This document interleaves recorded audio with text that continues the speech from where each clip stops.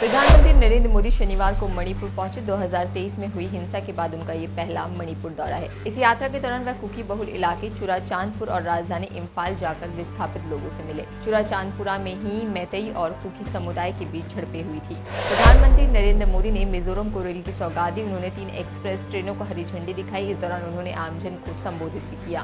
भारत ने सुशीला कार्की के नेतृत्व में नेपाल की अंतरिम सरकार के गठन का स्वागत किया है। भारत के आधिकारिक बयान में कहा गया है कि हमें उम्मीद है कि इससे शांति और स्थिरता को बढ़ावा मिलेगा। एक करीबी पड़ोसी, लोकतांत्रिक देश और दीर्घकालिक विकास साझेदार के रूप में भारत भलाई और समृद्धि के लिए नेपाल के साथ मिलकर काम करना जारी रखेगा। नेपाल में सुशीला कार्की के अंतरिम प्रधानमंत्री बनने के बाद चुनाव का ऐलान हो गया है। राष्ट्रपति रामचंद्र पौडेल के प्रेस सलाहकार किरण पोखरियाल ने कहा कि प्रधानमंत्री की सिफारिश पर संसद भंग की गई है। चुनाव की तारीख 5 मार्च 2026 है। नेपाल में भारी विरोध प्रदर्शन के बाद केपी शर्मा ओली ने प्रधानमंत्री पद से इस्तीफा दे दिया था। मणिपुर की राजधानी इम्फाल में आयोजित जनसभा के दौरान पीएम नरेंद्र मोदी ने कहा कि मुझे विश्वास है कि सुशीला कार्की के नेपाल की अंतरिम प्रधानमंत्री बनने से शांति, स्थिरता और समृद्धि का मार्ग प्रशस्त होगा। मेघालय के 4 बार के मुख्यमंत्री डोनवाल डेथवेल्सन लापांग का 93 वर्ष की आयु में निधन हो गया। सोमवार को उन्हें राजकीय सम्मान के साथ अंतिम विदाई दी जाएगी। भारत सरकार के जनजातीय कार्यालय मंत्रालय ने आदिवासी भाषाओं के संरक्षण और सशक्तिकरण के लिए आदिवानी नामक एक AI संचालित अनुवादक ऐप शुरू किया है।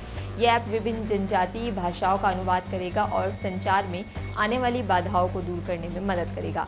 ये ऐप प्ले स्टोर पर उपलब्ध है और लुप्तप्राय भाषाओं को बचाने में महत्वपूर्ण भूमिका निभाएगा। प्रधानमंत्री नरेंद्र मोदी ने मिजोरम की पहली राजधानी एक्सप्रेस को हरी झंडी दिखाई, जो सोरांग को दिल्ली के आनंद विहार टर्मिनल से जोड़ेगी। ये साप्ताहिक ट्रेन पूर्वोत्तर से रेल संपर्क को बढ़ावा देगी। Sorang Anand Vihar terminal special train 13 सितंबर 2025 को शुरू हुई है। यह बैराबी, गुवाहाटी, पटना और कानपुर जैसे प्रमुख स्टेशनों से होकर गुजरेगी। दिल्ली के एम्स में बाढ़ प्रभावित लोगों को उपचार की सुविधा देने के लिए टेलीमेडिसिन सेवा शुरू की है। इस सेवा के तहत एक फोन नंबर जारी किया है, जिस पर कॉल करके लोग अपनी बीमारी को लेकर डॉक्टर की सलाह ले सकते हैं।